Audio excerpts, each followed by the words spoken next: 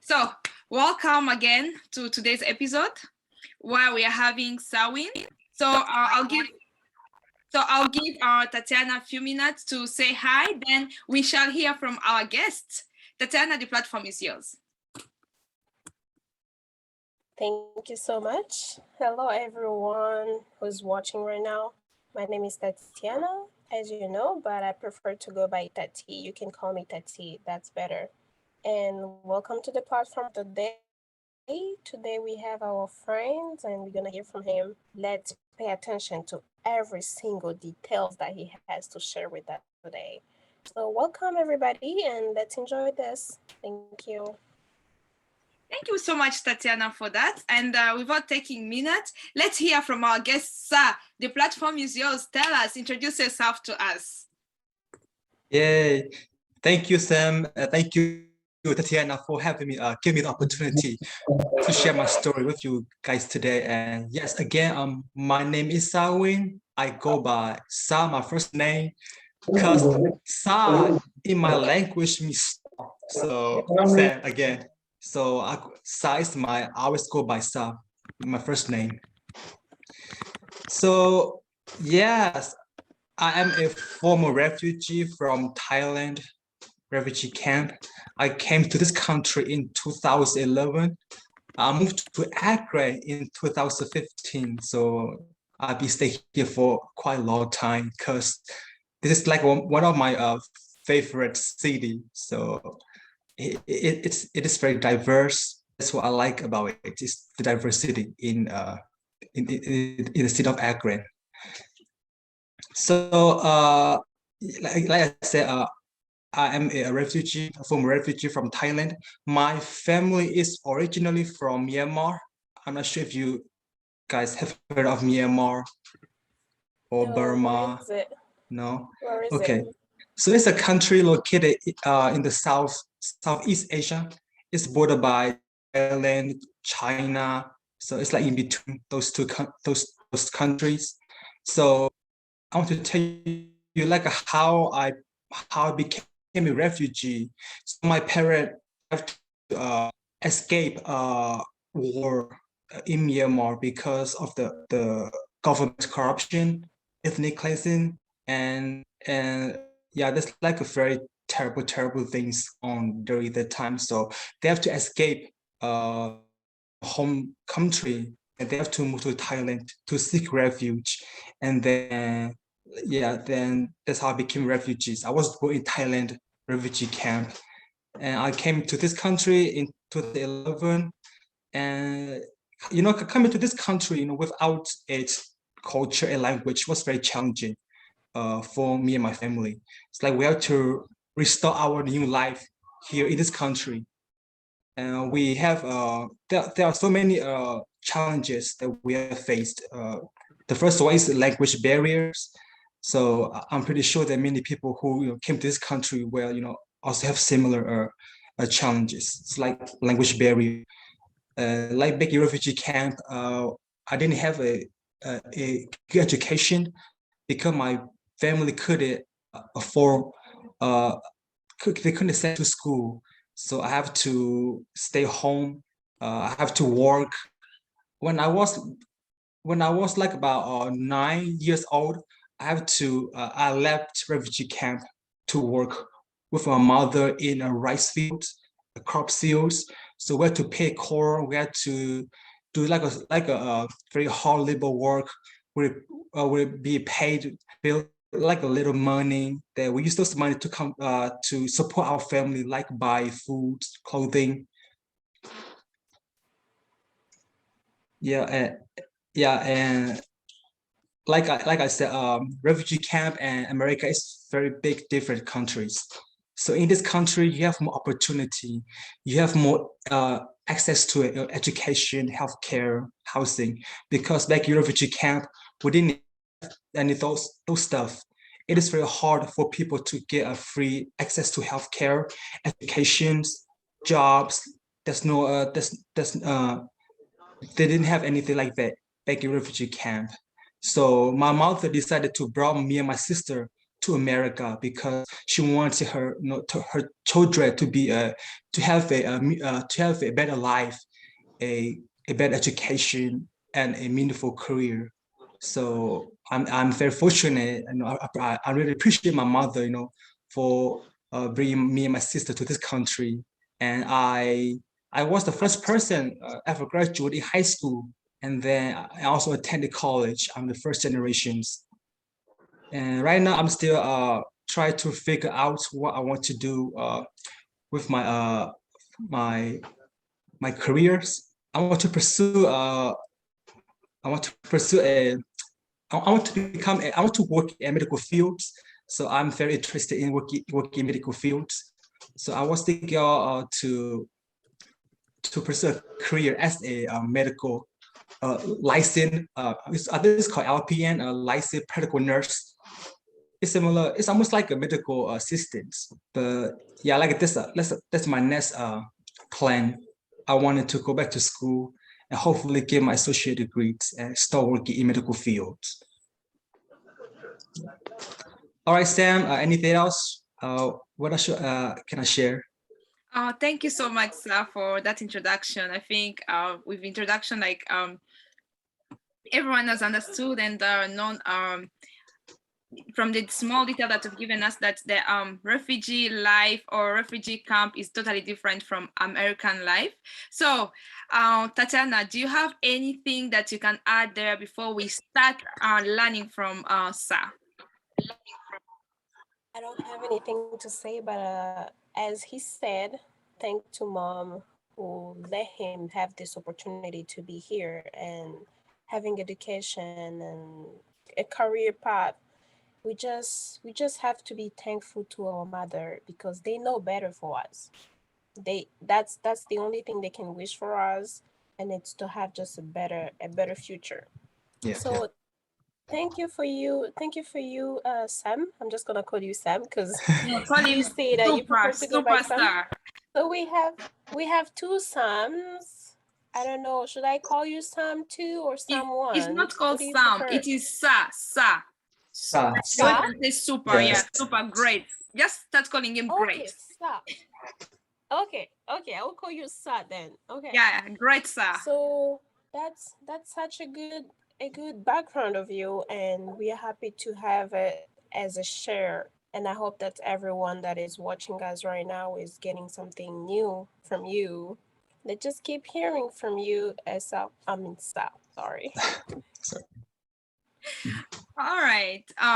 So as Tatiana said, it's always good to say thank you to our mothers. But one thing that I don't know if you people paid attention. One, I shared the flyer. I said civil servant and the refugee advocate. Despite Sa being a refugee in his young adult life, he's also a former refugee, as he has told you, but he's not seated at home. Sa is involved in many things. I usually call him superstar. Yeah, Sa is involved in many things. So let's hear from him. Let's hear what is Sa doing as a former refugee. Tell us life as a former refugee. How is life as a former refugee? And apart from that, what are you doing toward the refugee community? What is your contribution toward the refugee community? Thank you, Sam.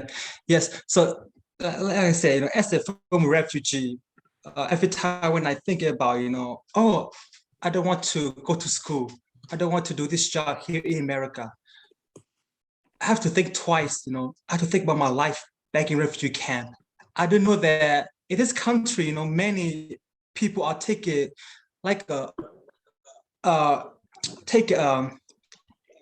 not taking opportunities too seriously, because they're here in America, they're like that's why I always want to take advantage of all the opportunities that America has to offer to me and my family. I know that most people are taking for granted, so I want to make sure that I take advantage of this opportunity. And as a former refugee, many see, every time I talk about this, I always remember of my mother, because many families they want to bring their children in this country because they want their children to have a better life than their mom. my mother, she never had a good formal education. So every time back in high school, I was like, "Ma, I hate this class. This class is too hard." You know, she said, be thankful for what you have, because when I was your age, I never had the opportunity to go to school. Because when my mother was younger, she has to take care of her 8 sisters and brothers. She barely had time to go to school. So she had to work for her family, take care of her siblings. So for me, I never had to do any of those stuff. So she told me to be appreciated that you came to this country and you live in a good life already.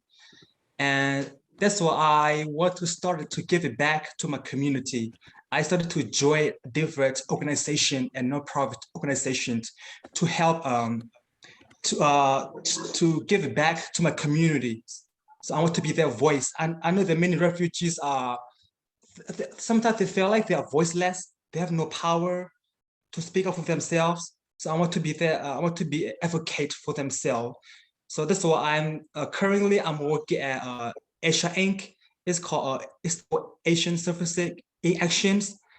So it's a nonprofit organizations here in Ohio. They have 2 offices. One is in Cleveland, the other one is in Akron. So Asian Service Action helps to provide social services to local immigrants and refugees communities. So they provide like they help people to apply for food stamp, Medicaid, green card, citizenship. So they help they give those services to the refugees and immigrant communities. So like I'm very fortunate to have those kind of job, because that's what I want to do, give it back to my communities. So I'm very glad that I'm able to work with each organizations. Yeah, you've told us about immigrants. Among us, there are people who don't know, like they don't understand like giving back to refugees. They don't understand like what it means by one being an immigrant. Could you just tell us a little bit more about when it's come to like life post refugee camp? Could you just try to enlighten to us and tell us like what do you understand and the type of the work that you're doing, like what does it mean to give back to this immigrant?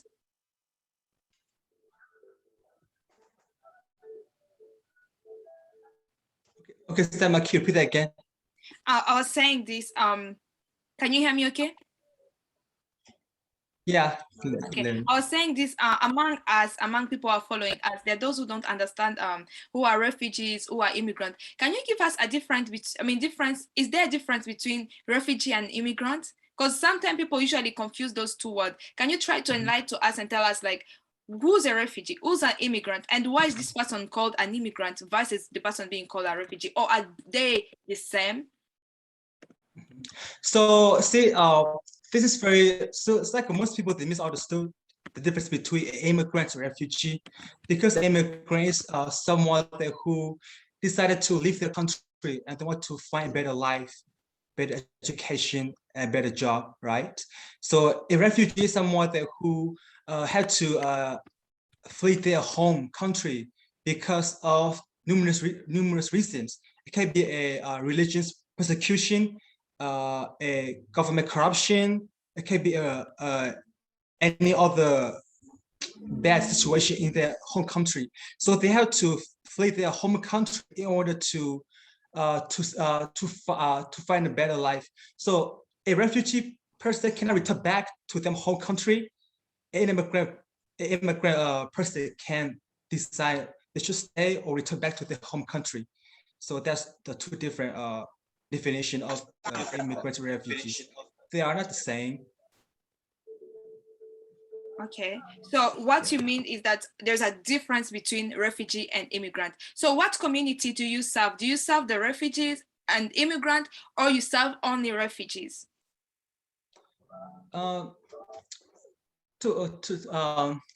This kind of challenging the questions, but I would say that as a former refugees, I see that I would say that refugees are more heavy.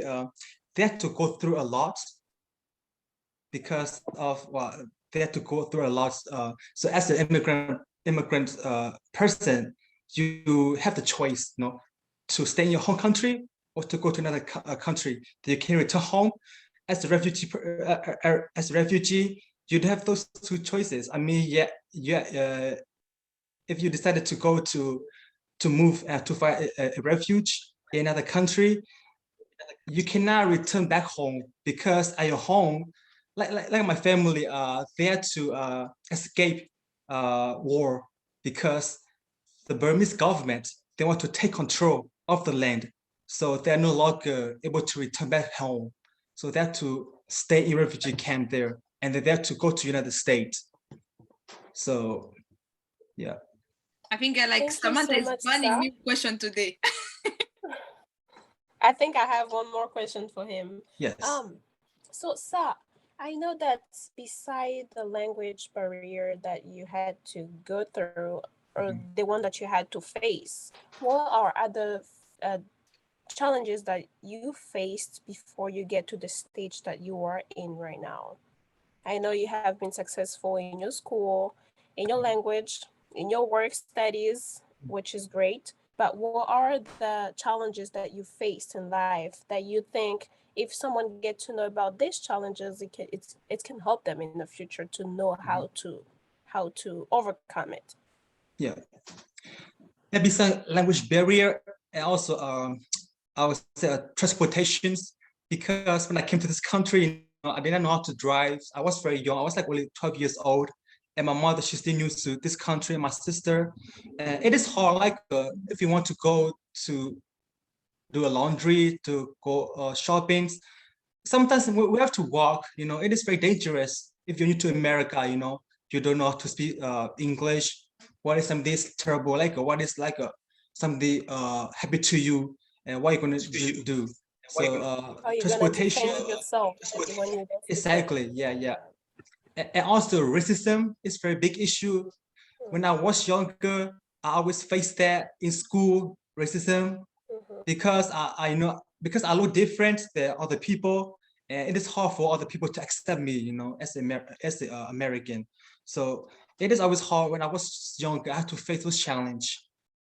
Bullying, yeah, I was being bullied so many times back in high school, back in middle school, mostly in middle school, because and also in the bus, school bus.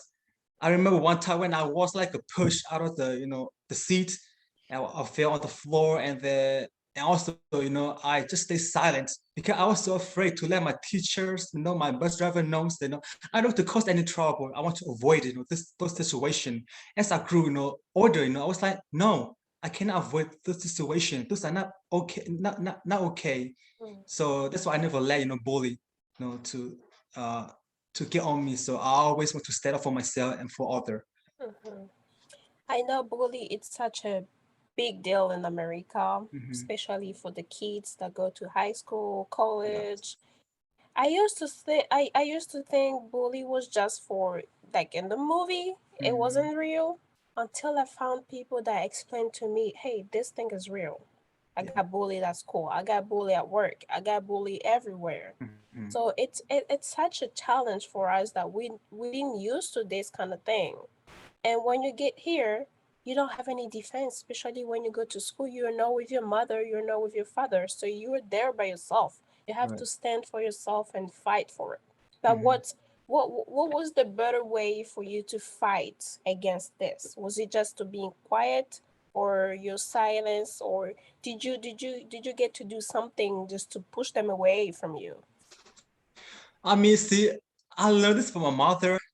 The best way to defend yourself, to not to physically fight back, but just to speak out, make sure your words are peaceful, not to not to hurt somebody's feeling. So it is hard for me, there's like back in last year's, my mother and I, we were verbally abused by a Trump supporter. He was a white guy inside 16. We were, shopping. When we were about to get inside our car, he started to cuss us out.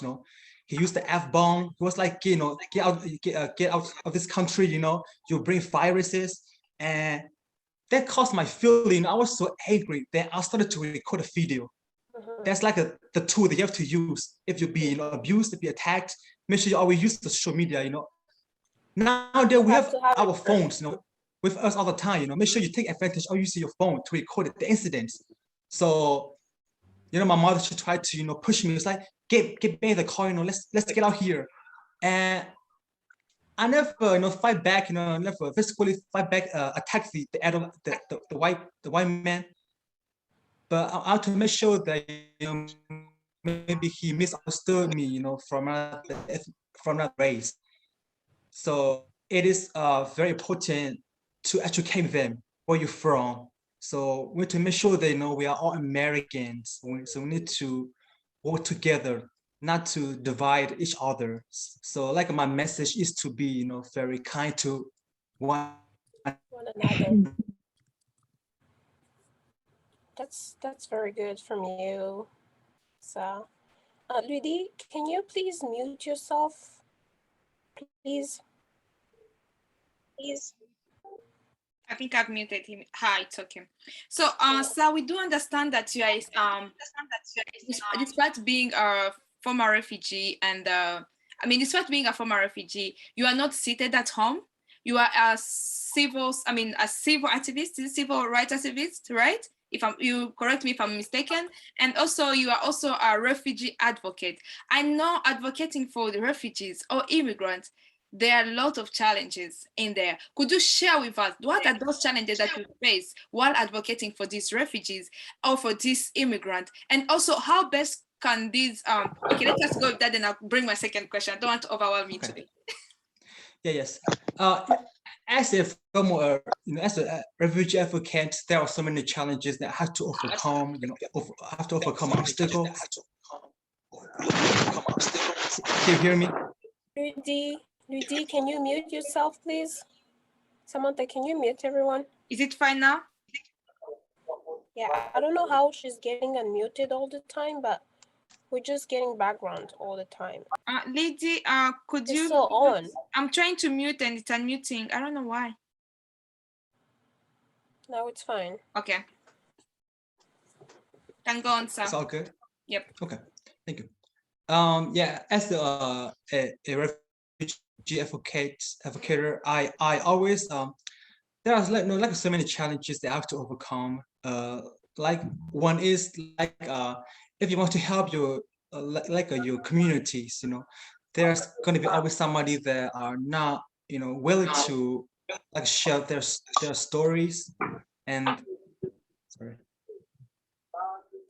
Okay. It's okay. I don't know mean, what's she's happening. on. Because I'm trying to mute her. Okay, I think now it's okay. Oh, sorry. I'm sorry, Sam. Can you repeat the question again?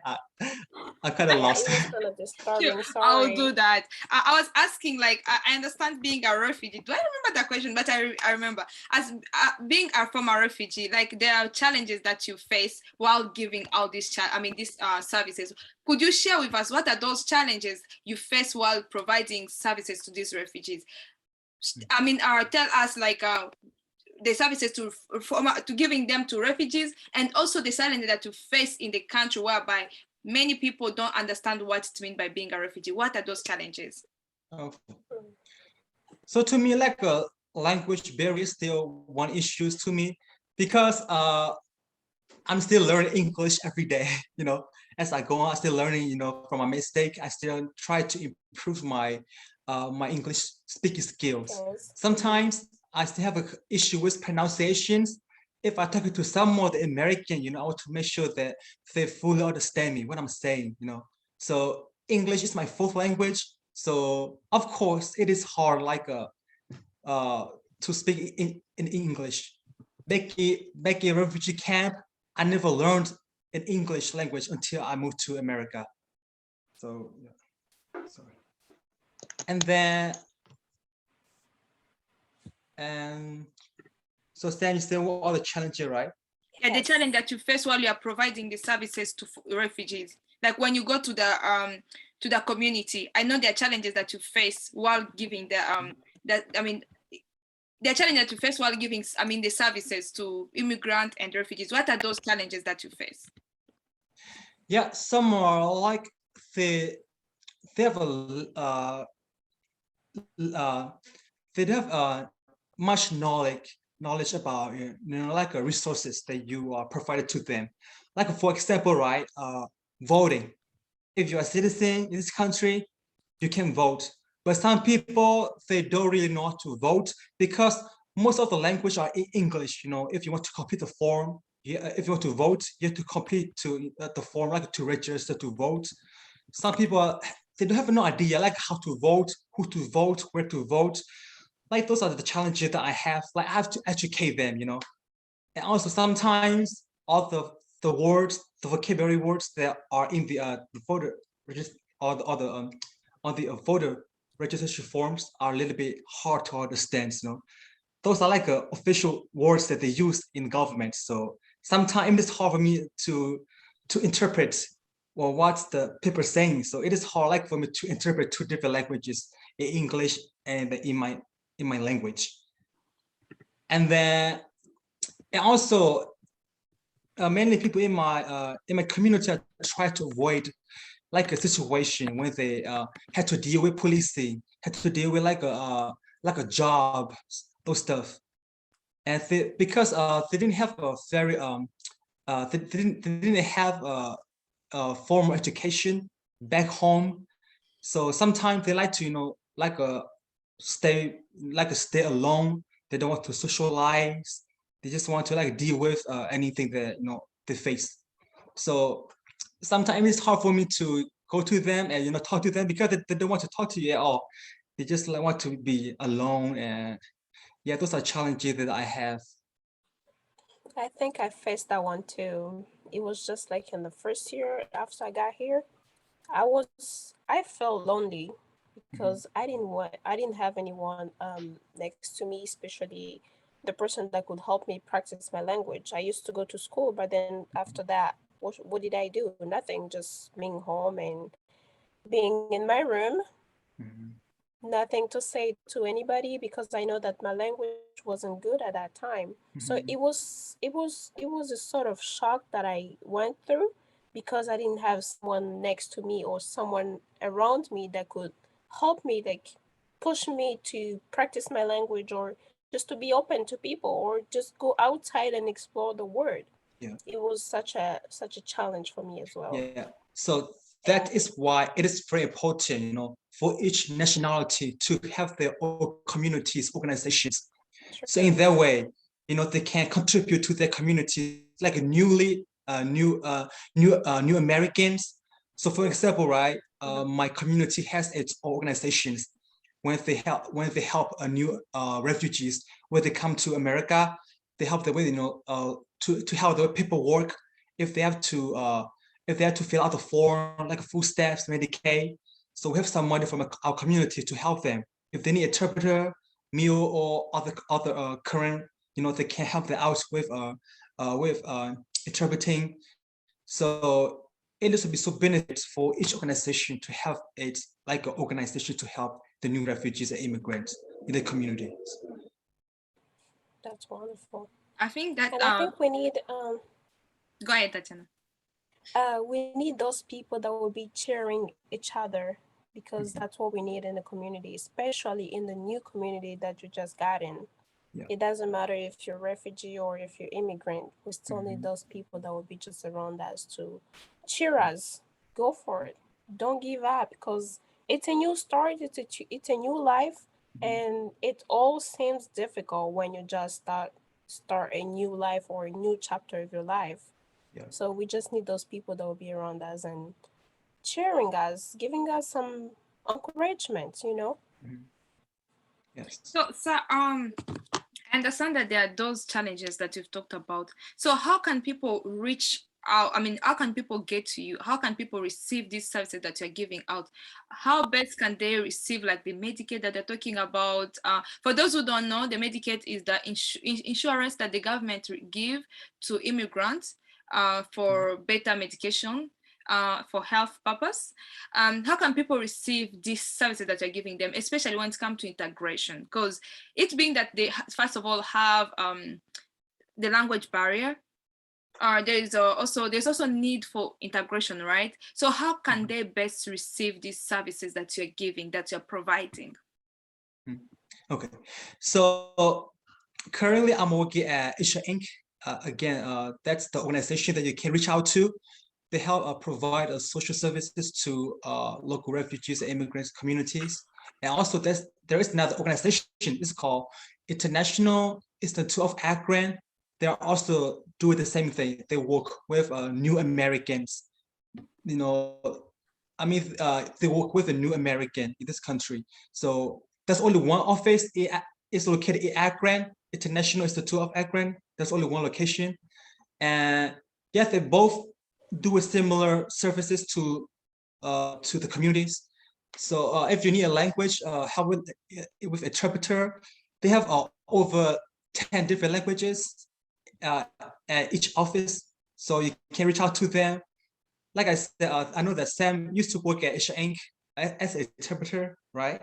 Patient care navigator. Sorry? Patient care navigator. Yes, the patient care. Yeah, there. And also, Hsa Inc. They have another health centers. It's called International Community Health Center. So that one they help provide medical services to immigrant and refugees communities. So Hsa Inc. They have a social service, also a healthcare center. So there are two different departments. For example, you don't feel comfortable going to hospital. ICHC has its own doctors and nurses to take care of you. So Because some people, go ahead. Yeah, because some people they don't feel comfortable going to see American doctors. They feel more comfortable to see like their old doctors, like Asian or Congolese doctors. So that's like making it easier for the refugees community to seek help. So what can you advise former refugees who are in America? Let me say who are in the world.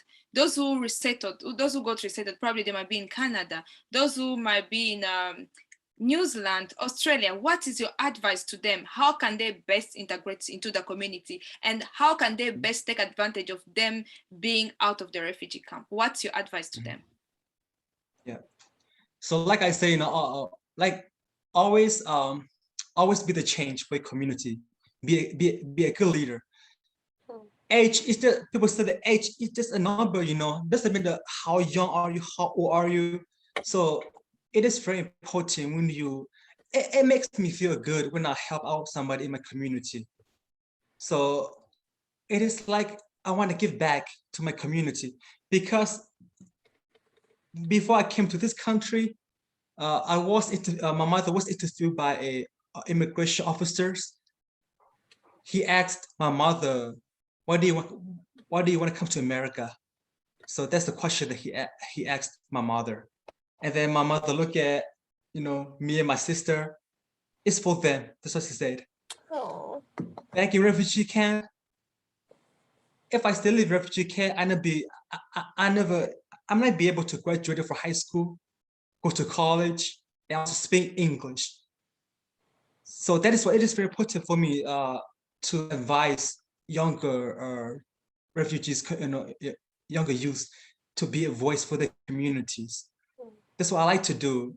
I don't want my community to face discriminations, So it is very very important for them to speak out and to take care of their family and their communities, and most importantly, their culture. Don't forget where you came from. Don't forget to speak your language. Don't forget to eat your own food, to wear your clothing, traditional clothing. So those are my advice to the refugees youths. Wow, that's so touching. I think it also the same message to me to get involved, go to school.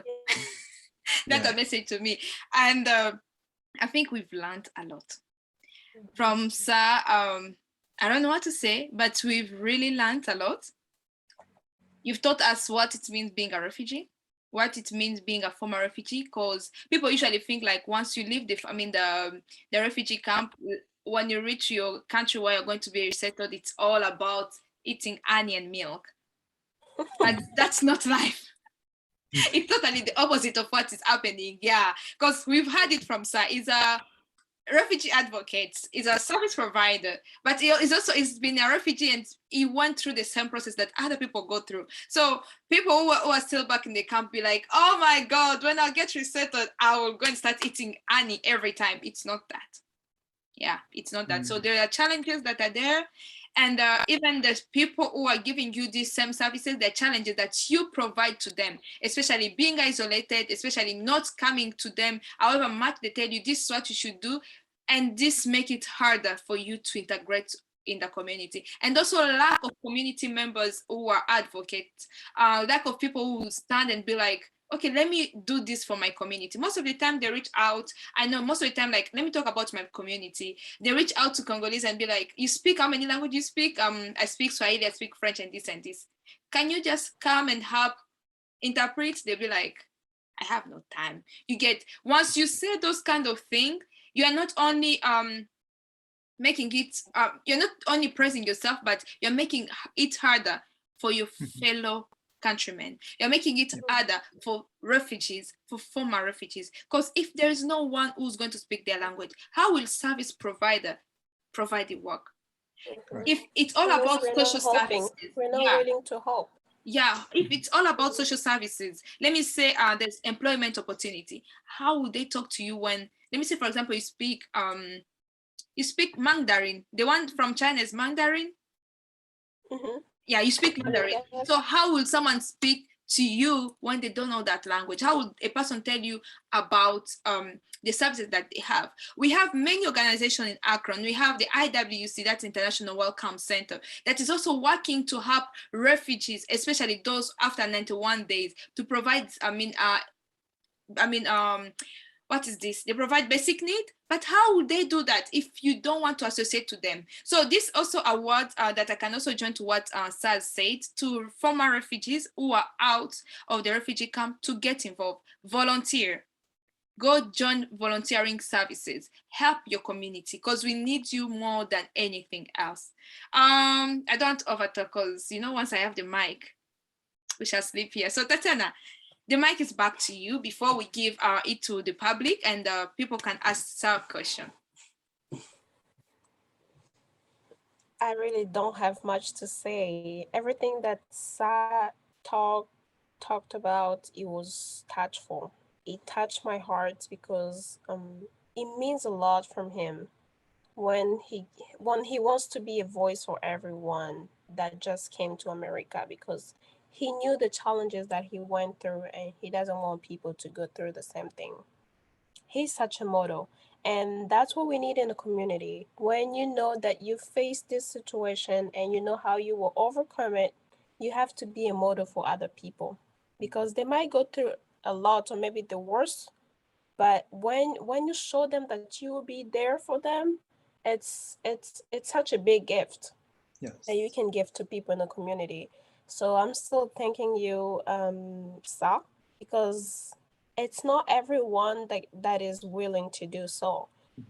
I can tell you myself, I speak many languages, but as Samantha said, if someone came and say, hey, how many languages do you speak? Do you want to do interpreter? I would be like, oh no, I have school, I have work. I don't know if I'm gonna have time. I would tell you just my schedule because it's too busy right now. That means I'm not willing to help. I'm not willing to let people be on the way, on the stage that I am to, because before I get here, I had a lot of people around me that helped me, especially with my language. Why I can't be that help to other people? Why I can't be that light to other people? And that's the issue. That's the issue in the community. We're not willing to help each other. We should be the model, just like Sa is in the community, in the Asian community. So I'm still thanking you for this opportunity to give us that you gave us to get to know you. And I hope that this message is helpful to everyone. We need to be model to each other.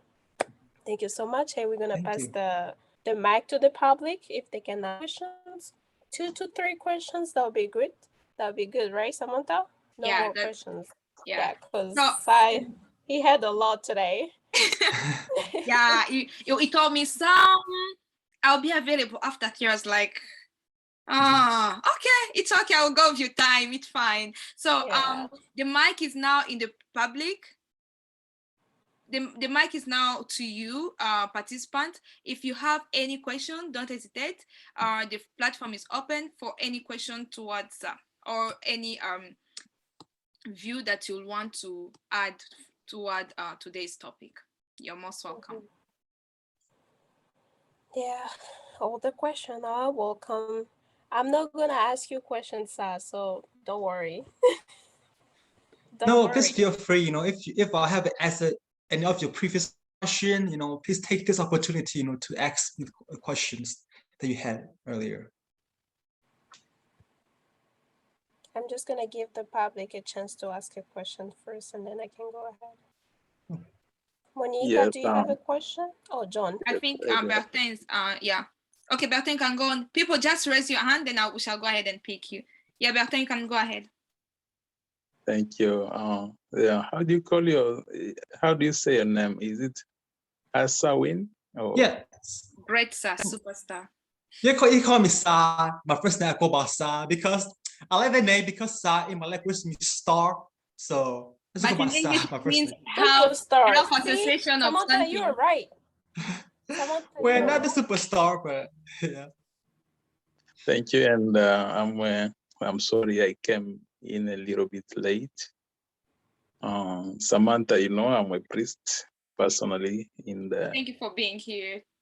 in a congregation here in Syracuse. And I did not follow the first episodes of the platform when you start the conversation. However, I enjoyed the Hasta's contribution towards refugees and the experiences here in US and sometimes back. I have a lot of friends from the Asian community, H2 and the others. And it was too painful because we talked about Trump, our president, former president, especially in 2020. What was the feeling like you personally?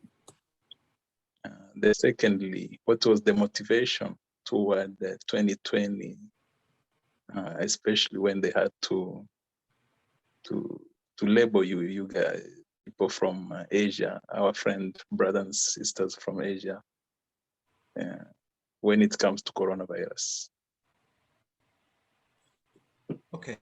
So back in 2020, even though before the pandemic was started, racism against Asian community was already exist before. Because this is not something new, in this country. Because if you look at the whole America, history, the country was founded. Somebody already know it, and it is hard for me and my family. When we went outside, we are too afraid of two things: coronavirus and also racism in the communities. So it is not very easy to be an Asian person and you go like a year there is the time back in 2020, and there's like sometimes it made me upset when people are try to compare you to a virus, because they misunderstanding that you are not. I'm Asian, but you don't know which region I'm from. Am I Chinese, Korean, Japanese, Thai, Burmese? So they thought that, oh, all the Asian people are all like, they're all the same. But I don't want the confusion and misunderstanding, because it's like created a conflict between different communities. And then, how do we overcome racism in this country? We have to stay together. We have to work together to make our communities stronger. So there are many ways to fight racism in this country. You know, always speak out, reach out to your elected officials, like your state representative, your governor, and your senators. They have the power to do something to change, uh, to uh, uh, to help you out. So that's why I work with a lot of community members. If I need something, I talk to them, talk to whoever they have connection with lawmakers. So I think that's how we overcome racism. During like a pandemic. And also, Bertin, I'm just gonna say that racism is not something that we get prepared for. You can leave your house and you know that you're quiet and peaceful, but you don't know what's gonna happen on your way. Like when you go to the store, when you're in the bus, or when you're at church, you never know what's gonna happen next. So it's something that always happened when you were not prepared for this. And I know there is a lot happening here in America, especially with different cultures. We sometimes don't know what to do after when you face something like racism. There is nothing that you can do right away. It takes time to process what happened and to get to decide what you can do next. And that's why it's creating hate. It's creating hate in people. We don't want to leave that. We just want to live a peaceful and quiet atmosphere and community, which is hard.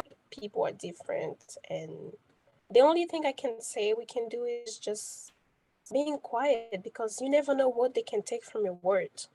Don't never do never respond racism with a word, because that's the worst. It's better to be just quiet. And I know that a lot of people are facing this.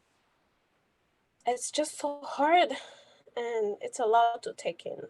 We just have to be strong and to stand up for ourselves, fight for ourselves, but don't fight with words. Don't fight with guns.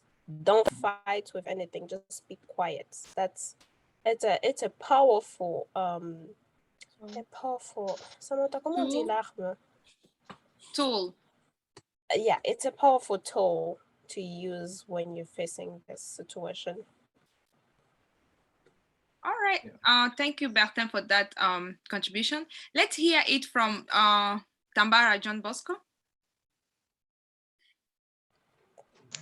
Yes. Can you guys hear me? Yes. Yeah, we can. Sure can. Wow. Thank you, Samantha, for giving me this opportunity to talk to you. Hsa Win, right? Yes. Just call him Okay. Greg. I call him Superstar. Okay, let me call him Superstar too. Same. Okay, really, I've been touched by what you shared with us. John Bosco I'm in Uganda right now. For me, I'm not going to become a former refugee or what. I'm not going to be coming to America soon, but I'm liking it where I am, and I've faced some of the challenges that you have faced as a person. Sometimes back. Samantha might know it because during school time, you're there, you don't know where you are. You actually feel like it's dangerous for people to know who you are. You're there. When people are calling you by your name and maybe talking to you without knowing who you are, you feel like it's okay, it's now good. You're actually trying to blend in and be someone else, which you're not. It is really a very, very hard feeling to be there, and you're a refugee, and you know how people will judge you if they knew maybe you are what you want. Here it's okay because we are in Uganda, we are all Africans and we look almost the same, and some names are almost the same. So if you try to blend in, you might look as if you're not, and you might succeed in it. But you guys who are there, you're kind of different. Someone sees you like this one, This one is an Asian. This one is a Black American. And you guys have names which are very clear, an Asian American, a Black American. So it's kind of like, I can't fathom how you guys understand, like maybe controlling yourselves, maybe taking it in, but it is really hard work. And again, I applaud you for not forgetting where you came from and hoping the people you came with, people who find you there, translating for them, doing all that. I have a sister who is currently in Sweden. My real sister, she went there. She has not yet finished a year there. She has finished like 6 months, but she went there when she was pregnant and she was sick. She had teeth problems. She was very sick, but she had not received any insurance, whatever, and stuff. So she didn't know what to do, and no one was going to translate. Someone, they say, okay, there's a translator this side. Translator says I will be free in 1 week. Someone who is having a problem, she's pregnant, she can't express herself. So I was wondering what she was going through.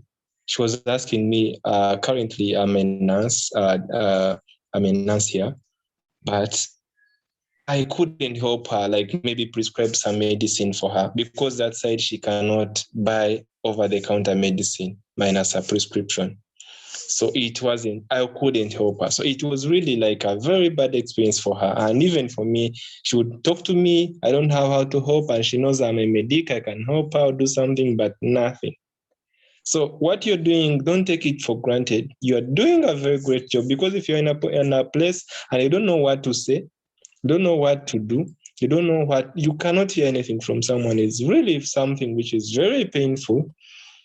And you're doing a great job. Apart from, you can say you're translating or not doing that, but you're really doing a great job. So I applaud you. Maybe to others who are there, what have you done to your community to show that there is something you're contributing to your community? Because I've seen most of our friends who go there, for us, we'd be expecting maybe say monetary issues. We are saying, send me money, send me this. That's what we are expecting from our friends, for us who are in Africa. But that is not very important. Sending me 100,000, I can make it. I can do it. For me, myself, I can do it. But some people out there, there's your community where you came from. If you have $100, you can educate some child down there. Do it. Yes. Even if you don't send your friends, your family, your relatives money, if they have, at least make a contribution to a community, even if not the community you are staying in right now, but at least someone out there has done something. I'm sorry for taking time. There is a movie I watched. It's called Pay It Forward. So someone helping you, not expecting anything from you, but expecting you to help other people also. So that movie, like someone would help you without asking for anything, but tells you that pay it forward. So when you get someone who is in need, you also help that person. So what would happen if we did such? Like if you found someone who really needs help and you help someone, and then next time that person helps another one, it will become very, very, very interesting, but we don't do it. Me, currently, I try, but I don't do it. So that's what I wanted to put across, like try to do something to pay it so that someone might pay it forward. Try to pay it forward whenever doing. I applaud you for sharing with us, and I really like your contribution and what you're doing to your community. I'm urging everyone who is with us right now to follow your example and pay it forward. Thank you very much for taking up your time. I thank you for the opportunity. That's JB. Yeah. Thank you, John. Yeah, thank you, Tabara, right? Tabara? Yeah. Thank you for sharing your stories with us. I always feels like I have to give back to my community, not to take it from my community, I like to give my time, my free time to my community, because I feel like there's so much need for my community. Some people, when they need help, apply for US citizenship, renew their green card, they always reach out to me. Even if I have this time, like 15 minutes, I still, go visit them. or call them, if what they need help with. I don't take anything from them. Like sometimes they want to give me like like a money to take for helping them. I was like, no, it's all right. It's my time. I want to help you out, because I remember when I came to this country, people help me out. Like my social worker, they help me. So I want to do the same thing. Give it back to my community. It made me feel great. Proud of myself. That's not usually say that you're a superstar. So let's hear it from Amanda. Thank you, Samantha. Thank you, Amanda. So Samantha knows me, but I am a refugee advocate. And so I have a question for you. So Yes. I represent a lot of volunteers, people who love to help the refugee community. But my question is there a right and a wrong way to help? Or have you experienced something where somebody was trying to help you in a way that wasn't really helping, or something that just basically advice for me for when we move forward with helping people to make sure we're doing things the correct way? There's like one when I came to this country, like one of my social worker, he has like two clients that he has to help like in one day. He took me and my family to doctor appointment. After that, he just left us in the hospital. After that, we're kind of lost. We couldn't find our way. When we tried to call him, he was like he's with his client in the office. He couldn't help us out right now. And then we had to like walk back home. We were lost on our way. And then we had to call the office like to find us. Yeah, like that's like my experience when I learned it. I want to make sure that if somebody is trying to help them, the refugees community, make sure that you support them 100%. Try to help them out, but not to help it just a little bit that you left them. And yeah, that's like my experience with working with like the refugees community. Thank you so much, Hsa. Did I answer your question? Oh, can I to Amanda's questions as Win Yes. intervention? Yes, Amanda, there are a lot of things that the providers should do for refugees. Most of the time, when they know this person is just a refugee, housing is really a problem, and I'm talking about that out of experience. When I came in here, yes, I also came as a refugee. And I remember by then she was my fiancée, but my wife now. I used to tell her that, you know that you're in a good house than the one I'm in here in America. And that was a terrible mistake from the person that welcome me here in America. They just put me in a house, which I never liked. Not until I got means and moved to a new house. So that's something that should be put in consideration. Don't just think like that because someone is coming from a refugee camp or someone is coming from a capital like me, like in Kampala, and you expect them to be living in a house whereby you feel like you can just put them in any house. It's good to read the status and the background of the person you are welcoming. All right. Thank you so much, Bertin. Thank you so much, Amanda. Thank you so much, John Bosco, for the different contribution on the different questions that you fired to Hsa. And just to let you know that Amanda come from IWC. We are soon to host them on our platform. They're also service providers. So guys, we still have a lot to offer you on the Betterment platform. So just stick with us, share it among your friends, share it among your colleagues. Once you receive the invitation, send it among your colleagues and let them know about what is happening so that they can learn. Because if you're not here, you won't know anything about what SA's doing and how best you can help your community, especially when it comes to volunteering or doing different things. And SA, as a culture, we do have we give back a token to our guests, and it being that most of the people that we host, some of them are in Africa, so we have like people who can reach out to them. We have like, we are trying to empower refugees by giving like using their products to give back to our guests as a token. So we usually give there are beverages from a refugee. She's making beverages, she's making yogurt, juice and wine, but you are in America, right? So there's no way we receive that. But as a token, we are giving you a meal from No High pop-up this weekend. So you have, we shall give you a meal. You have to share, to choose from the different meal that No High pop-up is giving out, and that will be our token for, token of appreciation for your time, and also from for sharing with us, because it's take passion, it's take love to do what you're doing, and we are forever grateful for that. We can't take that for granted.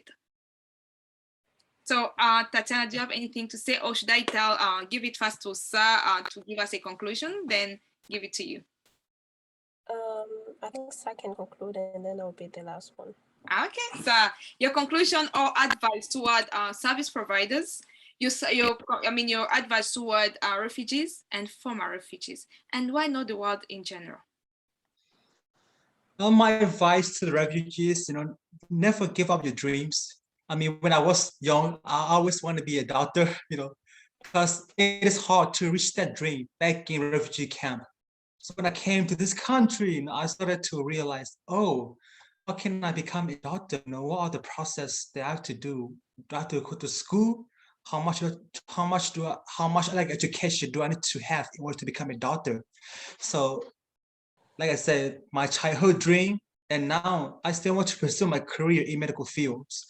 So that's why I want to go back to school right now, and then hopefully I'm able to get my associate degree that started to work in my, because I consider that as a meaningful career, because now it's not like I work at factories, chicken factories, grocery store. I want to have like a meaningful careers that I can give back one day to my communities as a nurse. That's what I want to do. Like a healthcare is it is very important for me to give back, because when I was younger back in refugee camp, my family didn't have access to healthcare. Like you have to pay. You have to pay to be like a checkup, those stuff, and that is why it is very important for me to have a knowledge and skills that I can give back to my community one day. And yeah, don't give up on your dream. Always be a voice for your community. Yeah, that's what I want to say. My advice. That's powerful. Yeah. That is By the powerful. way, Tatiana, do you know what? I said we should give Hsa from No High, but I've just recalled that himself is a chief at No High, so we need to choose someone else. No. We're gonna pick another place. No, we have to pick another place. So, Hsa, we shall pick another place. I was thinking, I was thinking, how is Trace gonna reach him? Yeah, I remember that himself is a chief at No High, so I'm like, how is he going to eat his own food? No. Yeah, so Hsa is a community activist, is a community leader, is a good, I don't know, you're a superstar, Hsa. I am always thankful for knowing you. I learn a lot from you, and I don't know, if I start talking here, I won't finish. Bertin asked for 1 minute, let us hear from him, then conclude. Bertin, you have the mic. Thank you very much, Miss Samara. I just wanted to make something clear. I don't think it's up to date. I'm a student in the justice system in the US. And one thing is, America has no official language. I don't know if it's still up to date. At least that's what my professor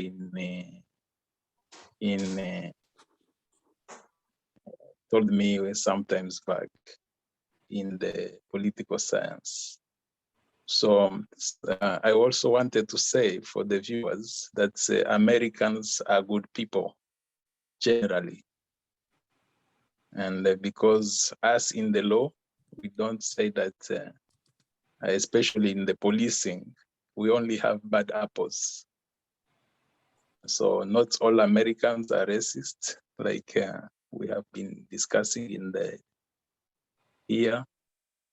I know we just took isolated cases, and the viewers should take that not all Americans have racism in them. The general public in America, they are good people.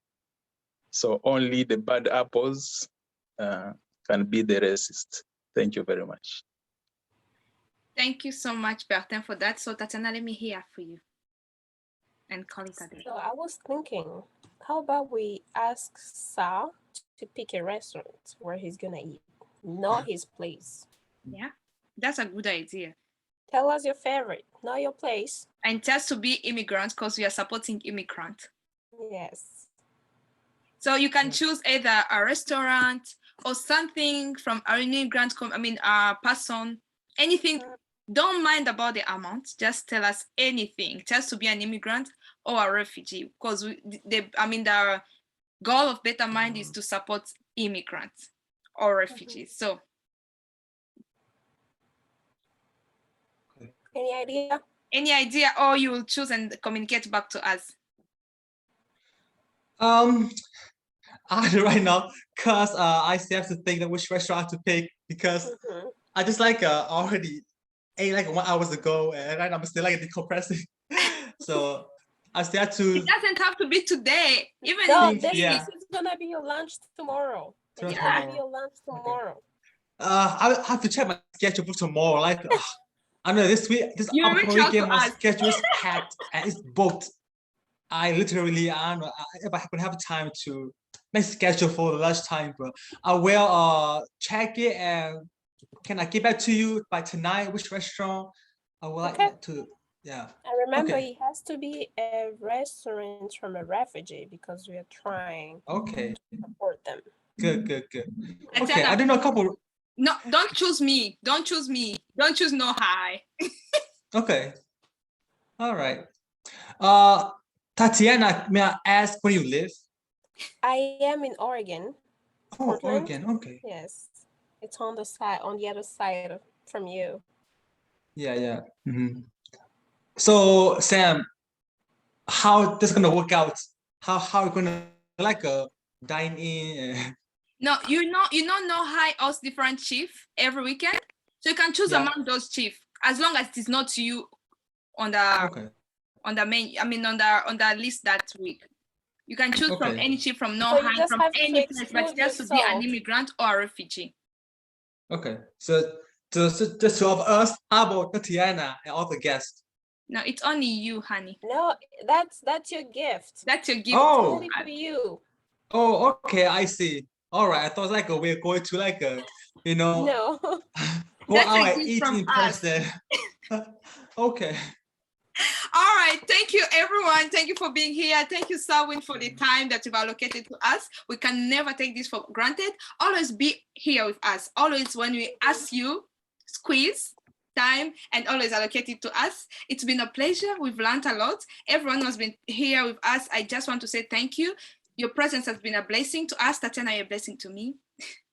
And everyone else, Judith, Bertin, Amanda, Lydia, whoever's been here, thank you so much for your participation. You've been a blessing toward Better Mind. Better Mind is an organization working toward empowering refugees and immigrants. It's located in Akron, Ohio, and also located in Uganda, where we have our office, and Judith is our face when it comes to Uganda. Thank you so much for the evening. Till next Sunday. Bye-bye. Thank you, everyone, for your time and attention. Thank you.